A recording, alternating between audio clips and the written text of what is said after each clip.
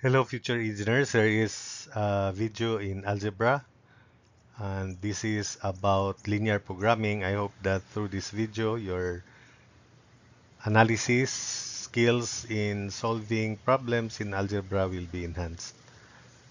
So that's my purpose for this video.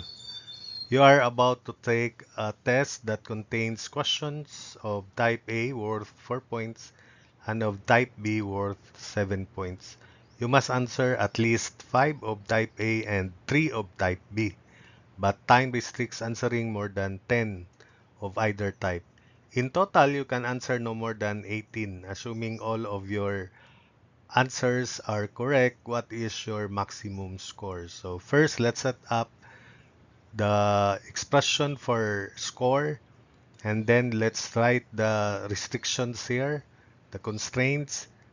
Then let's evaluate the possible maximum score based on these limitations and statements of the problem. So your score would be 4 times A plus 7 times B, because type A question is worth 4 points while type B questions are worth 7 points. So that's the objective function. Then restrictions, you must answer at least 5 of type A and 3 of type B. But time restricts answering more than 10 of either type. So that is 5 is less than equal to A, less than equal to 10, and for B, 3 less than equal to B, less than equal to 10. So A plus B in total should be no more than 18. So this is also the restriction. And for A, 5 less than equal to A, less than equal to 10. For B, it is 3 less than equal to B, less than equal to 10 also.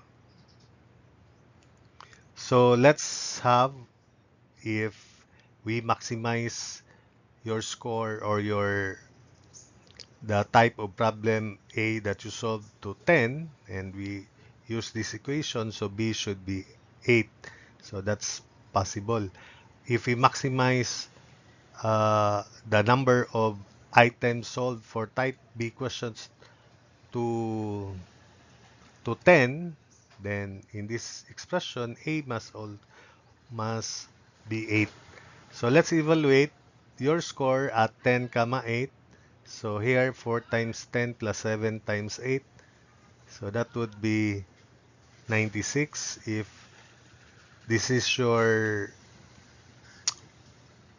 this is the actual number of questions of type A and B that you solve, then 4 times 8 plus 7 times 10, and that is equal to 102. Since 102 is greater than 96 and the objective is to maximize your score, your maximum score would be 102, and that happens when you answer 8 for type A questions and 10 for type B questions.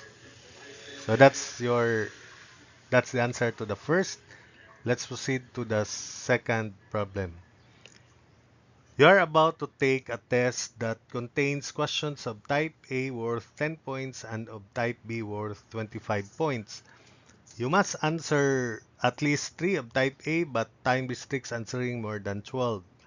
You must answer at least 4 questions of type B, but time restricts answering more than 15. In total, you can answer no more than 20. So, assuming all of your answers are correct, what is your maximum score? Again, the first step is the objective function. Score is equal to 10A plus 25B, and and this score is maximum if we maximize B supposedly, because B is 25 points, but there's a possibility that we must also maximize A because of the above constraints here. Then A plus B is less than equal to 20. In this statement, in total, you can answer no more than 20. For the restriction to type A questions, 3 less than equal to A, then less than equal to 12. Then for B, 4 less than equal to B, less than equal to 15. So if we maximize A to 12, substitute here, then B should be 8. And if we maximize B to 15, then A is 5. So 12 comma 8 and 5 comma 15.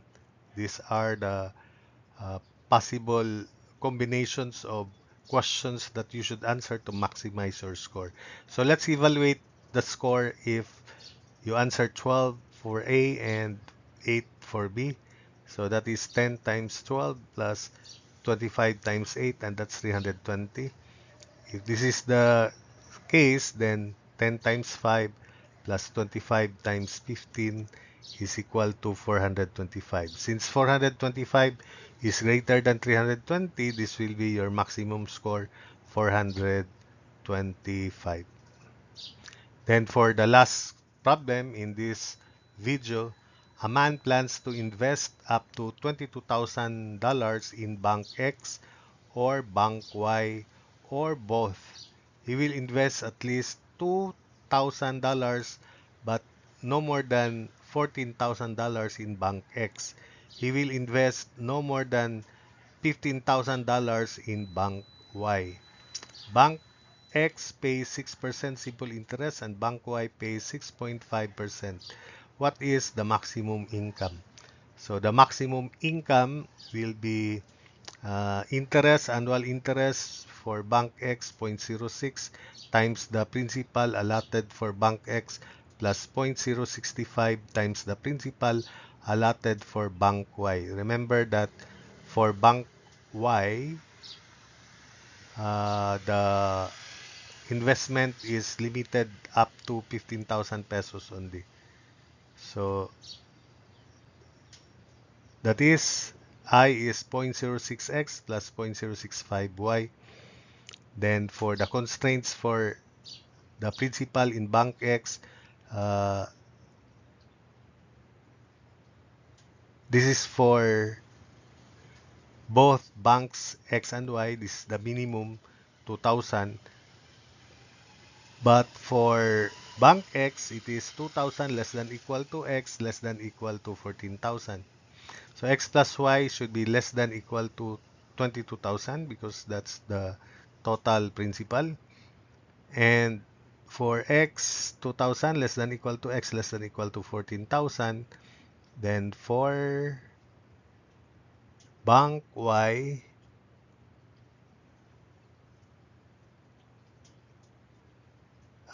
it's maybe 0 to 15,000 maximum for Bank Y.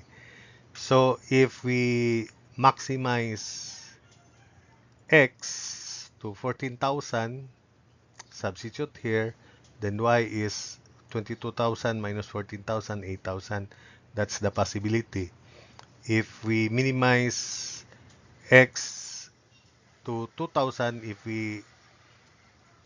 if the principal to Bank X is 2,000, then supposedly from this equation 20,000, but Y, the limitation is up to 15,000 only. So up to 15,000, 2,000 and 15,000. So first is 14,000 comma 8,000.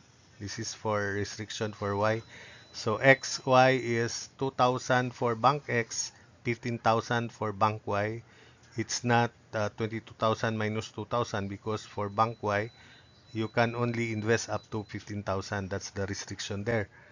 Then if we maximize X to 14,000, then Y would be 8,000 because you can substitute it here. After we substitute X 14,000, Y is 8,000 and 8,000 is less than 15,000. So that's another possibility. You can also invest all your 15,000 to if we maximize Y to 15,000 and we substitute it here, then X is 7,000. So another possibility, 7,000 for X, 15,000 for Y. Let's evaluate the income for this pair. So income 1 is 0.06 of 2,000 plus 0.065 of 15,000. So that's $1,095.